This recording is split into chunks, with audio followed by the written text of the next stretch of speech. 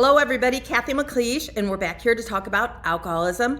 I'm going to unpack a few things about the practicing alcoholic, the recovering alcoholic, and pretty much everything in between. Today, I want to talk about a tough subject. Do you have an alcoholic in your life, like close in your life? Either a partner, a husband, a child, somebody that you really care about, that they're in your life almost every day, and maybe they're sucking the life out of you. So I'd like to talk about it. I'd like to address a few points and take what you need and leave the rest. I have 37 years sober. So the last time I took a drink was when I was 27 years old.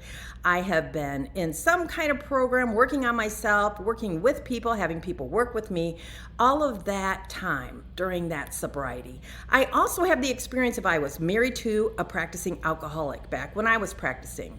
So we were together almost 10 years between dating and marriage, and that marriage did not last. I learned a lot about what alcoholism does to the family, the extended family, and that is what I want to share with you in hindsight. So if you can take any of the wisdom that I have learned over the years and you can help your family situation with it, then that would be a win for you and for me. So first of all, we're going to talk about how much attention does that alcoholic get? Because we can be, as an alcoholic, in a family unit, and we're doing all the ugly, and we get all the attention. So if you have a child that's an alcoholic, please be sure that the kids that are doing the right thing every day, it is not easy to get up and do the right thing every day. Make sure those kids are getting some attention too. Make sure they're getting equal attention to the person that is causing you all of the stress and the drama. And if you have a partner that is drinking alcoholically, that is causing a lot of chaos and damage in your life, make sure he is not the total focus. She is not the total focus of your family life. And make sure those kids get your time and your attention without us always talking or dwelling on that sick person. And another thing is when we talk about that sick person, maybe a good rule of thumb that I have learned is don't say anything about them that we would not say if they were there. And don't say anything about them that damages the other person's impression of them. I had daughters that wanted to think good of their father, and it wasn't for me to tell them every rotten thing about their father. That was not my job. I had a job, and I would have been busy doing that job, but a lot of times I was focusing on the alcoholic instead of my own health, my own mental health, my own physical health. And what I gave to my kids was this blown up resentment for how this alcoholic was messing with our lives. So allow the children to have their own version of their parent without us blowing it out of the water. The same with a sibling. Now, we can have opinions, we can have conversations. We should be having real life conversations. But to just put somebody down or be passive aggressive and always being sarcastic when we're talking about this sick individual really doesn't do any good. It is kind of a sign that we're harboring resentments that we need to deal with ourselves. And that is the most natural thing. When somebody is messing with everything you love, of course you're going to be resentful. You're fearful. I was so fearful of what was going to happen to my family and my family life. And there are decisions to be made. And so I am responsible. I am the semi-sane person, ideally, that is capable of making decisions for the people that cannot make decisions for themselves, and also for my own well-being.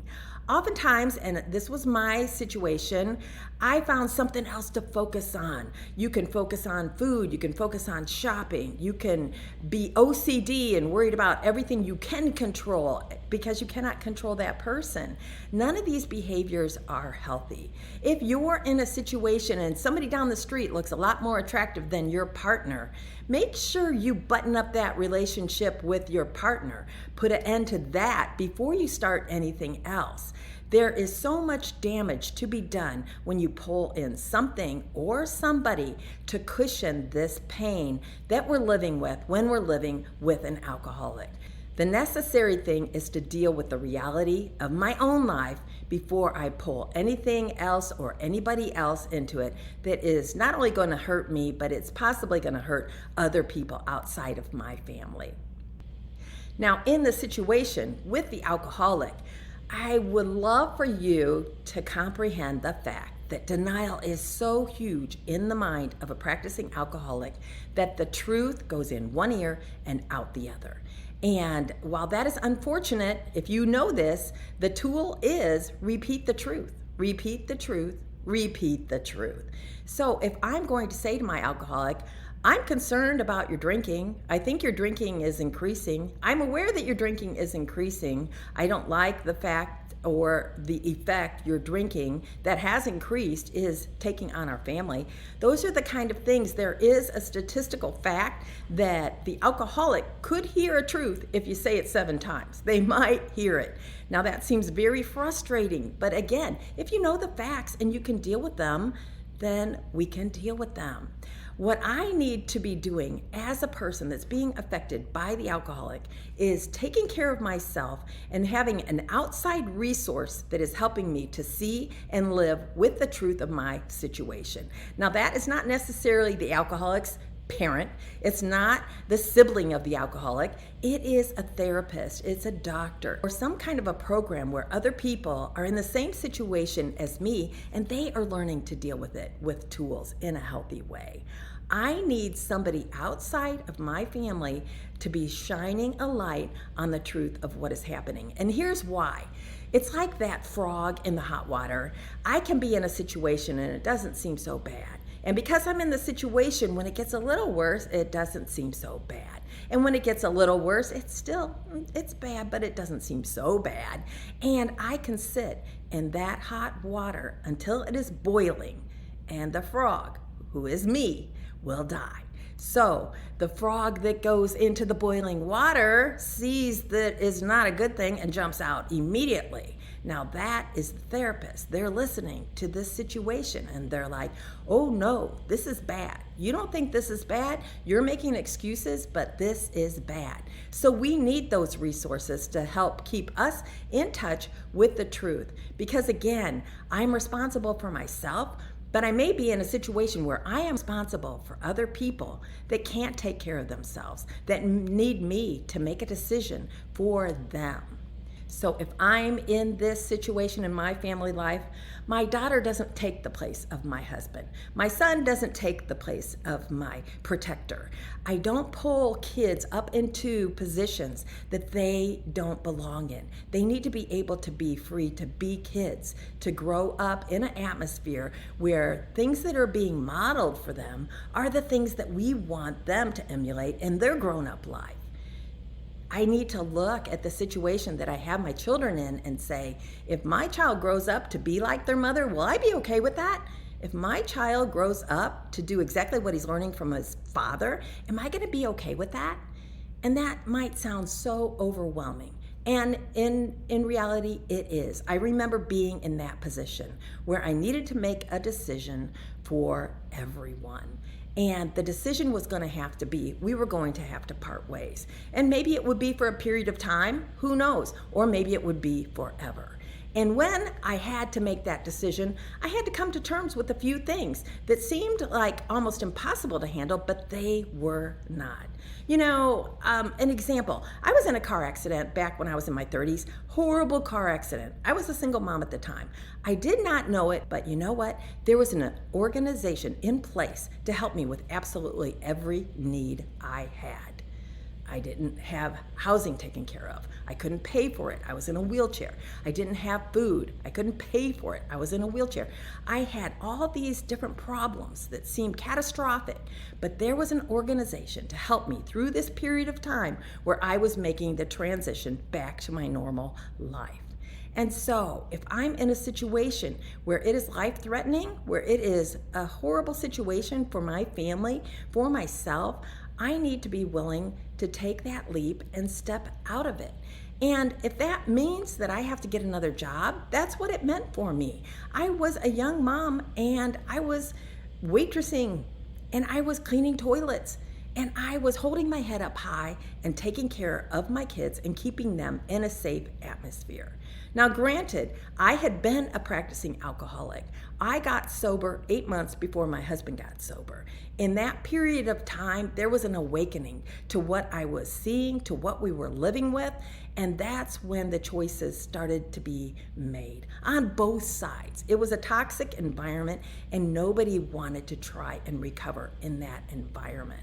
Now, that isn't everybody's situation. I don't know everybody's situation, and that is why it's important to have that third party to say, this is what I see. And another thing I would say, without meaning anything negative about clergy or doctors, everybody doesn't understand alcoholism.